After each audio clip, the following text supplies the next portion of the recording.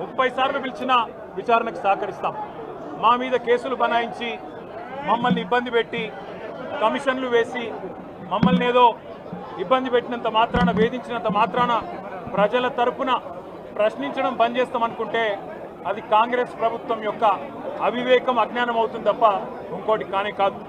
పెద్దలు కేసీఆర్ గారిని, పెద్దలు హరీష్ రావు గారిని కాళేశ్వరం కమిషన్ ముందు కూర్చోబెట్టి మీరు పైశాచికానందం పొందొచ్చు.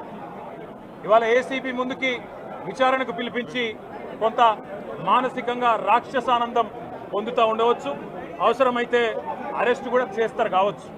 కానీ ఒకటి పక్క, తెలంగాణ కోసం గతంలోనే జైలుకు పోయి వచ్చిన వాళ్ళం.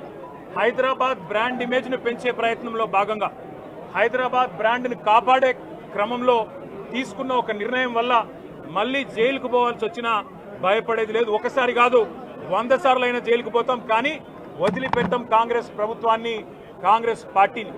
మీరిచ్చిన 420 హామీలు, మీరిచ్చిన దొంగ 6 గ్యారంటీలు, మీరిచ్చిన డిక్లరేషన్లు, ఇవాళ మీరు లోకల్ బాడీ ఎన్నికలకు సిద్ధమవుతా ఉన్నారని చెప్పి వార్తలు వస్తూ ఉన్నాయి. రేవంత్ రెడ్డి గారు నిన్ను మొత్తం రాష్ట్రంలోని బీసీ వర్గాల ప్రజలందరూ గమనిస్తున్నారు. 42% రిజర్వేషన్ ఇచ్చి 42% రిజర్వేషన్ ఇస్తాం అని కామారెడ్డి డిక్లరేషన్లో చెప్పి మోసం చేసి ఈరోజు స్థానిక సంస్థల ఎన్నికలకు మరి రిజర్వేషన్ ఇవ్వకుండానే పోతున్న వైనాన్ని కూడా బీసీలు గమనిస్తూ ఉన్నారు. రైతు బంధు పేరిట ఎలక్షన్ బంధుగా మార్చి ఎలక్షన్లు వచ్చినప్పుడు మాత్రమే రైతు బంధు వేస్తున్న విషయాన్ని రైతులు గమనిస్తున్నారు.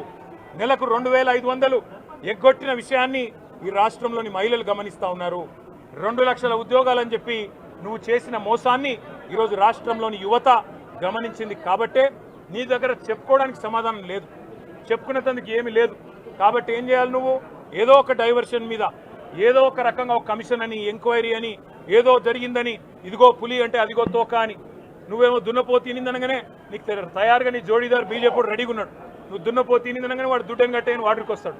మీ ఇద్దరి దొంగ భాగోతం, మీ ఇద్దరి దొంగ నాటకాలు తెలంగాణ ప్రజలకు అర్థమైనాయి. మేము మాత్రం వాళ్ళ పెడితే గిడితే ఒక వ్యక్తినో 2 వ్యక్తులను జైల్లో పెడతాం.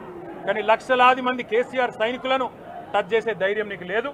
తెలంగాణ ప్రజలకు రక్షణ కవచంలాగా ఆనాడు ఉన్నది టీఆర్ఎస్ఏ, ఈరోజు ఉండేది బీఆర్ఎస్ఏ, రేపటికి కూడా స్వీయ రాజకీయ అస్తిత్వమే శ్రీరామ రక్ష అనే విధంగా ముందుకు పోతాం.